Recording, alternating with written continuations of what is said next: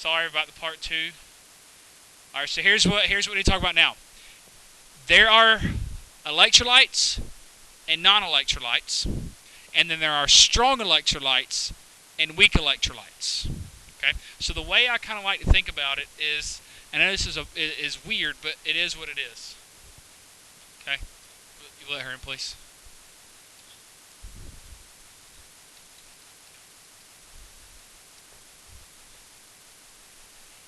There may be an angry mob. Me. That's what she just grabbed. Yeah, y'all can go over here if you want to.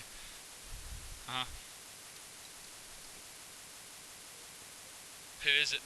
Miss Adams? Miss Adams, they're good. Thank you.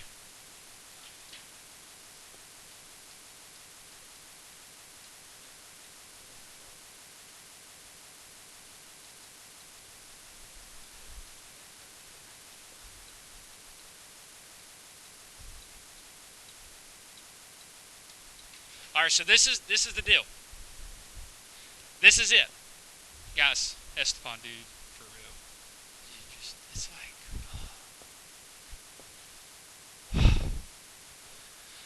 So electrolytes and non. What does it mean to be an electrolyte? It can conduct. Non means it can't. Within electrolytes, there's a subgroup, and there is strong versus weak, and this is really, really, really easy. Strong means 100%. Weak means less than 100%. 99% is weak. Okay. Now, I know what you're thinking. What do you mean by 100%? What in the heck are you talking about when you say the percentage? And it has to do, both of them have to do with this word right here.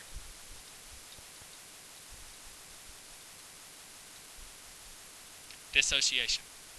Okay. So, if it is a strong electrolyte, it must be what percent dissociation? 100. No ifs, ands, or buts about it. Okay? If it is a weak electrolyte, it is anything less. Not 100. Okay? Now, that's a good question. What is dissociation?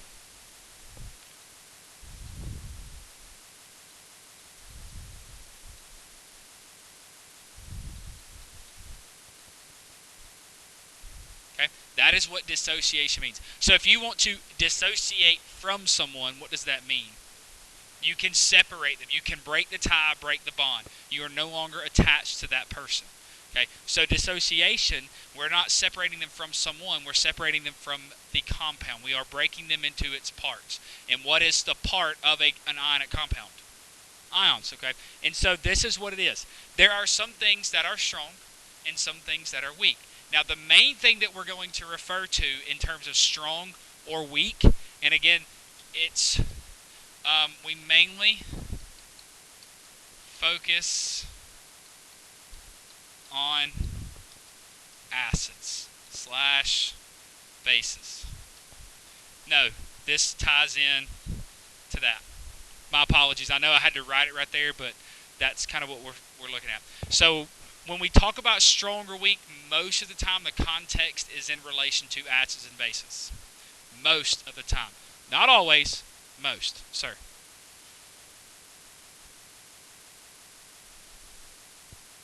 Bingo. Bingo. So if we have a strong acid, God bless, it dissociates what percent? 100%. Okay?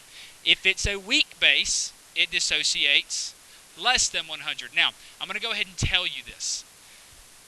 This number right here is kind of arbitrary. A lot of the times, weak, or WA and WBs, now what does that mean? Okay, very good.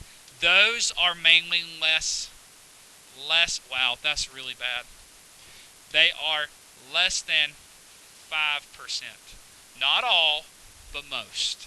So do you agree that if it's strong, it's 100. If it's weak, it's less than 5. That is a really large difference. Okay, it is what it is, but there's a reason for that. And when we get into acids and bases, we'll talk about the reason for that. Okay. Now, again, just because it's weak doesn't mean it can't be 99. It can be. But to be strong, it has to be 100%. No questions asked. So let's look at some examples. How many compounds that have entered into the solvent have dissolved into its ions? So if I pour 100 NaCl's into water, how many NaCl solids remain? 0. Okay? If it's weak, if I pour it in there, 100 of them, it could be anywhere from 1 to 99.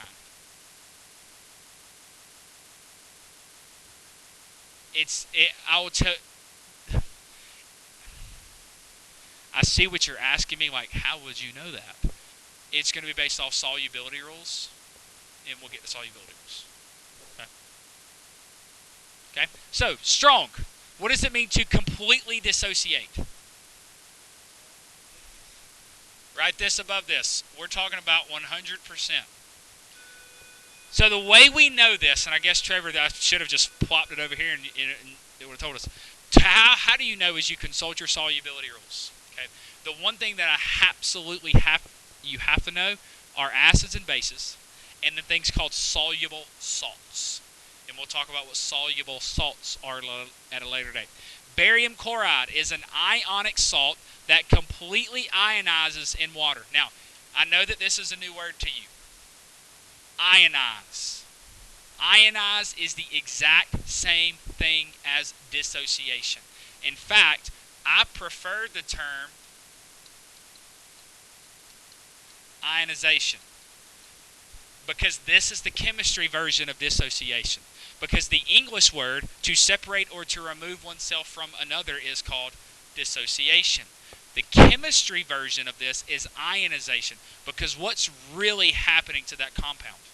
It's turning into ions. When you add the suffix ation or zation to a word, what does that mean?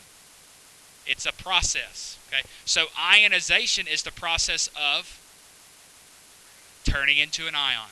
Okay, I prefer this. So to ionize is the verb of this. Is that right? The actual physical process of it doing it. Good. I prefer ionization versus dissociation, but they mean the same thing. This is just more the chemistry term, even though they technically represent the same concept. Yes. Or ionization. You can say it in a sentence, or you can give it a definition of a word. Okay?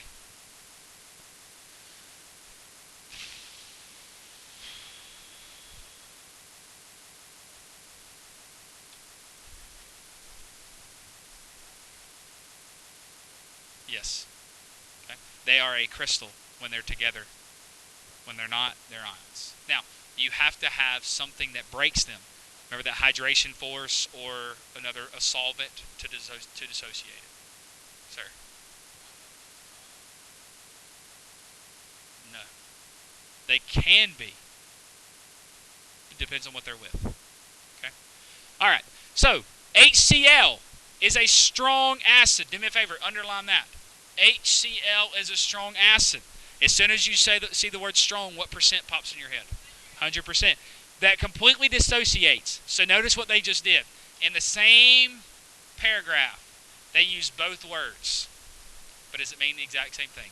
So it's kind of giving you both ends of it. Into hydrogen ions and chloride ions in water, while NaOH, underline that for me, is a what? A strong base that completely dissociates into Na ions and OH ions. All three, again, what does it mean to be a electrolyte? You have to have charged, mobile, ions. So let's change this. I don't like that word. Let's change this to ions. Now, doesn't charged mean ion? Yeah, but I like hearing the word ion because it makes you understand what it is. So a mobile charged ion that readily conducts electricity. Okay? Common strong acids. And you will have to know these. I've already talked about them once. HCl, HBr, HI. Now, what do you notice about These three right here. Duh.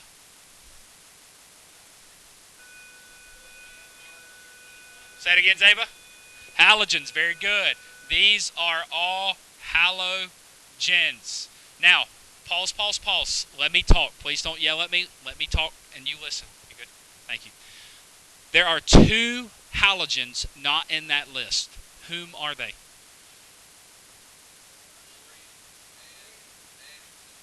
Astatine.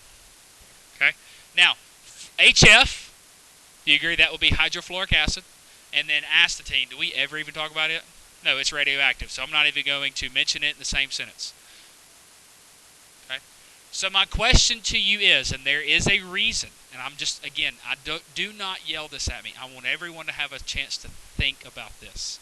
There is a reason that HF is not considered strong. Think. Why? Based on what you know about the word strong, would HF not be a strong acid? Hang on. Let everyone think. Let everyone think.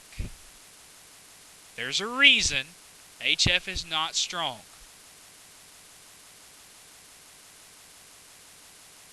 Esteban, why? Elizabeth?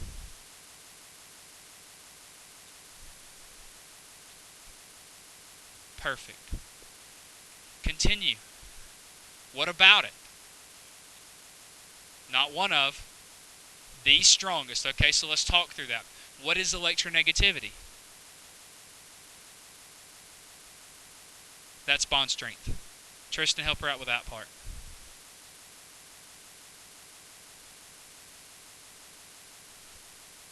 That's the perfect definition. It's the ability of an atom to attract an outer electron from some other atom. So HF. Who is H pulling its outer electron from? H. So here's the deal. Because fluorine is so electronegative, remember, for something to ionize, is there something around it trying to break that bond? What are we pouring the hydrogen fluoride in to try to do that? Trying to pour it into water. So what's that thing that water has that allows it to break stuff? The hydration forces. So here's the deal. For something to be considered strong, does the hydration forces, are they required to be stronger than the bond strength of that molecule or ion? Yes. In this case, for HF, hydrogen fluoride, is the hydration forces stronger than that bond? No. And that's why it does not dissociate 100%. It does dissociate around 5%. And here's the important part about this strong versus weak topic. Does strong versus weak denotate dangerousness? No. Just because you clarify it as weak based on percent dissociation does not mean it cannot harm you. In fact, hydrofluoric acid is more dangerous to a human than any of these listed up here. Okay? In fact, it's so dangerous you're not even allowed to have it in a chemistry classroom. It will eat through that desk. Okay? Yes, it's plastic, and there's a reason why, and we'll get to all that later on. But hydrofluoric acid, two things. Number one, it's weak. Number two, the reason is because the electronegativity of fluorine is so strong the hydration forces can't overcome that bond. And number three, just because it's weak doesn't mean it's not dangerous. We all on the same page. Okay, Justin.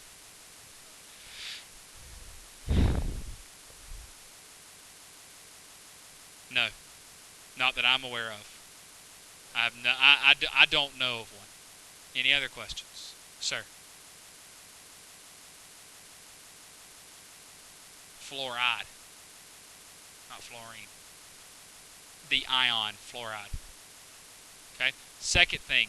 Now, and I failed to mention this. Not only is it the electronegativity, there's also something else.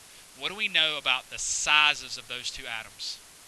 They're really small. So not only bond strength, what about bond length?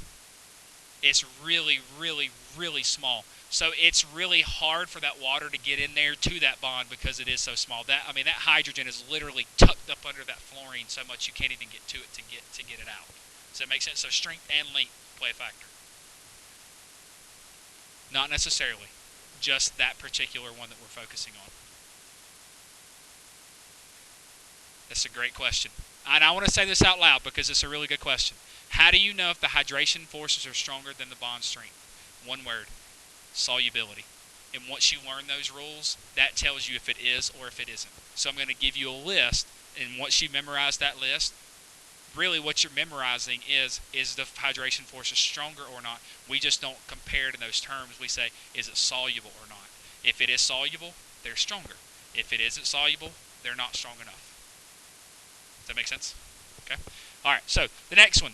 Common strong bases, oxides and hydroxides of 1 and 2 metals. Solubility issues with the 2A's, and we'll talk about that in depth a little bit more later on. Weak, do not completely dissociate, only about less than 5% dissociation. The weak acid, acetic acids. Anybody know the common name? Dude, what is going on back there? Y'all been like hanging out and like doing whatever this whole time. I just don't want it to come back and bite y'all in the end. In the end. Just stop. Just whatever you're doing, stop. So, acetic acid, what's the common name? Vinegar. Can you pour vinegar on your skin and it hurts you? No. Can you drink vinegar? Some of you are eating vinegar chips right now. Okay?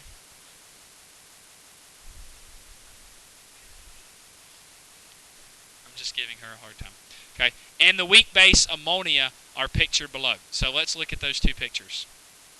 Now, BaCl2. My first question is, when you look at this, this is technically a solid. And after you put it in H2O, what do you notice about all those little spheres? Okay? These represent this right here. And these are what? Is this on y'all's notes? Okay. Now, so go ahead and write that in. Those are ions. There is one problem that I have with this diagram, and it is a really huge problem. Can anyone tell me what the problem? Perfect. Very good.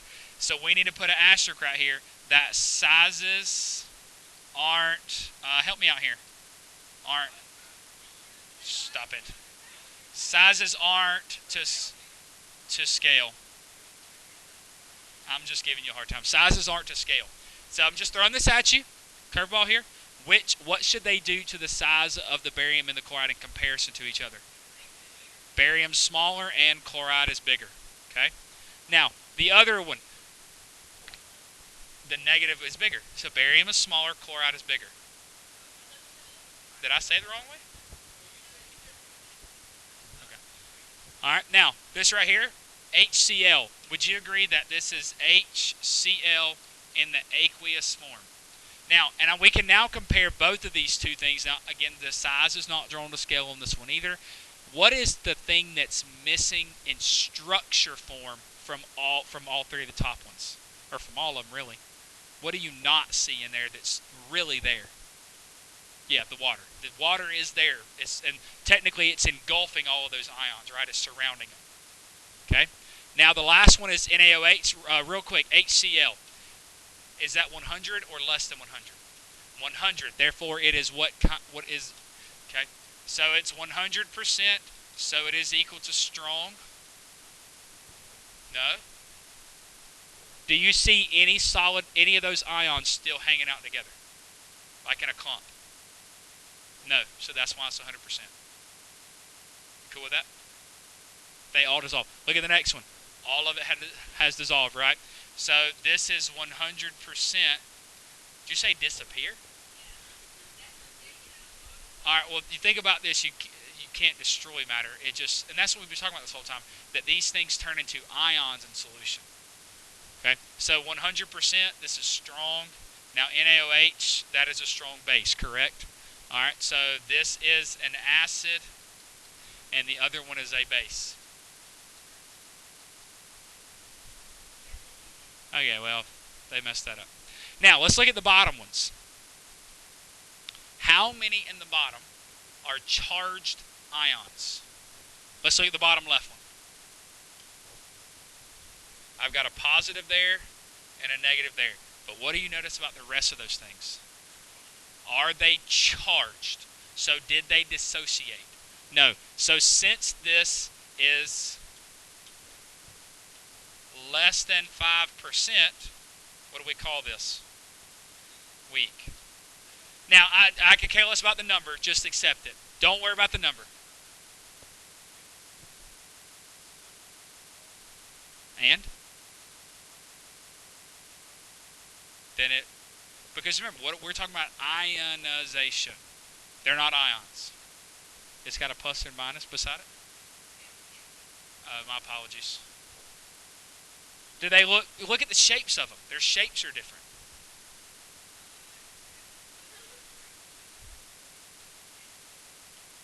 Well, I mean,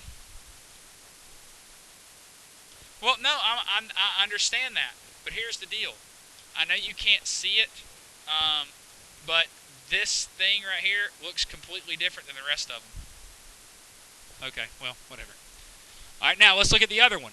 You've got this thing right here that's floating around, and this is negative. So again, this is less than 5%, so this is going to be weak.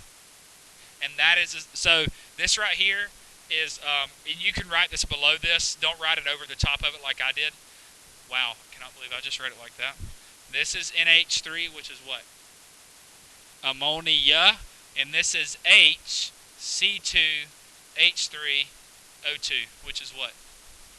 Acetic acid. Okay? Now, if I had some vinegar and I brought it out here, would it conduct electricity? Very good. It's weak. Would it be a very good conductor? No, but would it be a conductor? And the way we know that it is a conductor is what's floating around in it. Ions. And every year, when I ask those questions, students mess this concept up. They, for some reason, think that this is a vertical. And what I mean by vertical is they think that the electrolyte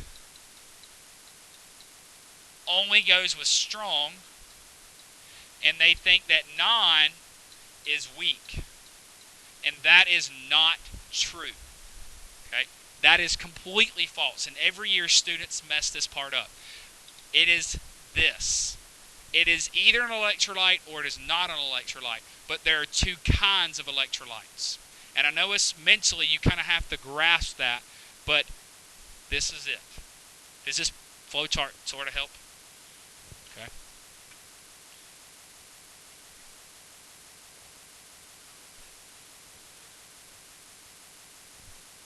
Sir. Yes, sir. No, sir. They are molecules that have not ionized. But one of them has fallen apart to give you the weak part. Exactly. If neither one of them had a charged part in it, it would have been a non-electrolyte. Because not, you know what? And I guess this is a good way to think about it. Let's go back to this. So if electrolytes, and stay with me, if electrolytes are 100 to less than 100, could we assign a value to non? What is it? 0. So non-electrolytes are 0%. Does that help? So there are no ions at all in there. Okay?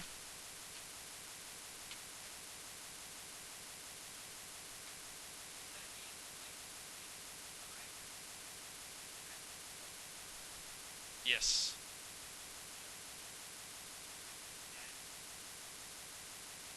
You're overthinking it.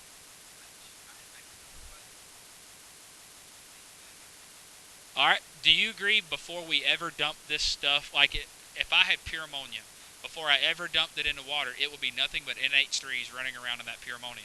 Alright, when I dump it into water, water has hydration forces, right? It's going to attack those NH3 molecules.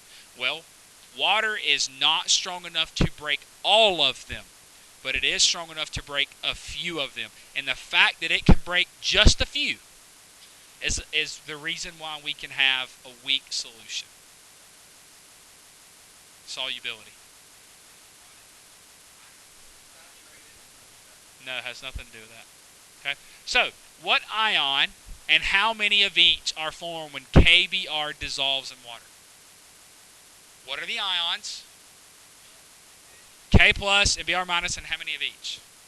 1. So we've got a KBr solid and it breaks with water into K plus and Br minus. Okay?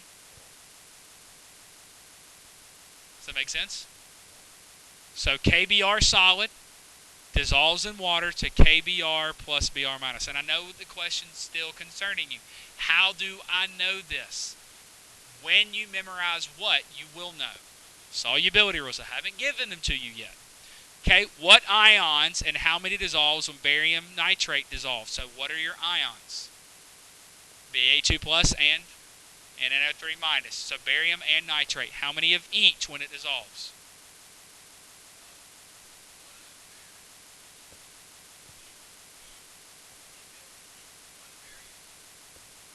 Go based on the subscripts. Remember that thing called ion to molecule ratio or atom to molecule ratio? Exact same concept. Where do you get those numbers from?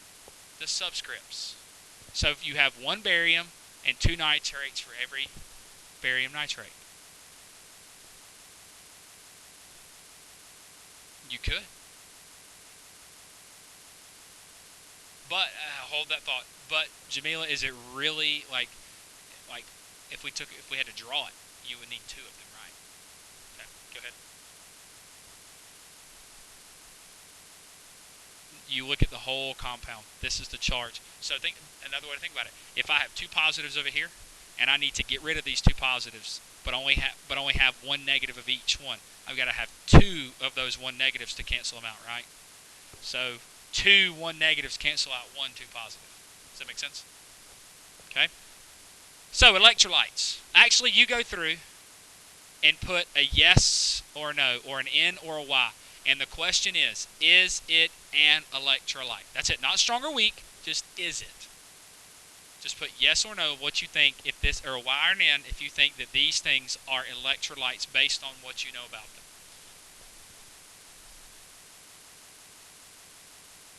Lactic acid. It's an acid. So yes, there are two types of acids. What are the two types? Strong or weak. And strong or weak are both electrolytes. Ethyl alcohol. You saw isopropyl, it didn't work. And then pure solid sodium chloride. No, very good. Okay. Okay, so here's the deal. So ethanol. The reason ethanol is not is because it is an alcohol.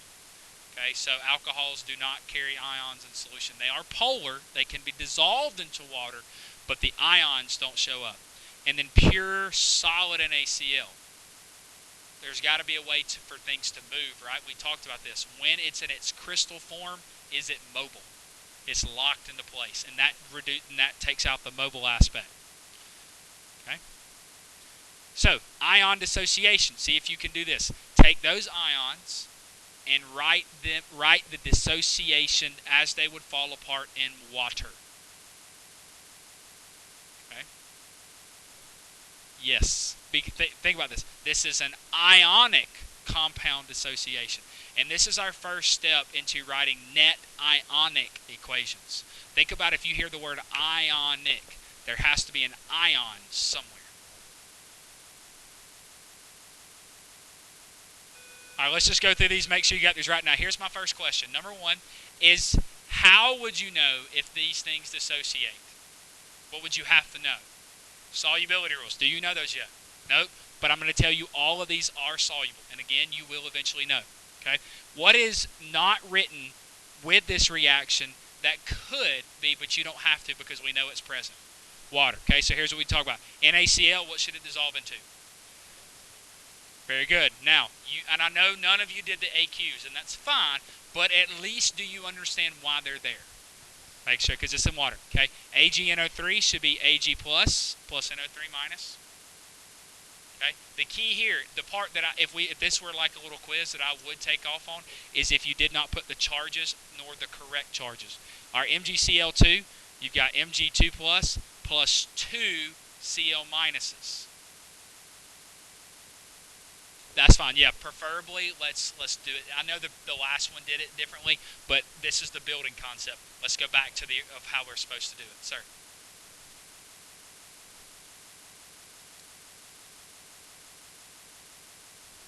over here on the left, yeah, that's how many you're supposed to have on the other side, because it has to balance. Okay, and also, and you'll learn this, we haven't talked to you, like, atoms balance, right? But there's something else we're going to get to later where your charges have to balance. So what are all of the charges over there on the left side, the reaction side? They're all neutral, right? Well, what is 2 plus 2 minus? Got to be neutral. So we will get there eventually that the charges also have to balance, okay? So Na plus, or excuse me, sodium sulfate, you should have 2 Na pluses plus 1 sulfate. And the last one is you should have 1 aluminum 3 plus 3 chlorides. Sound good? Okay.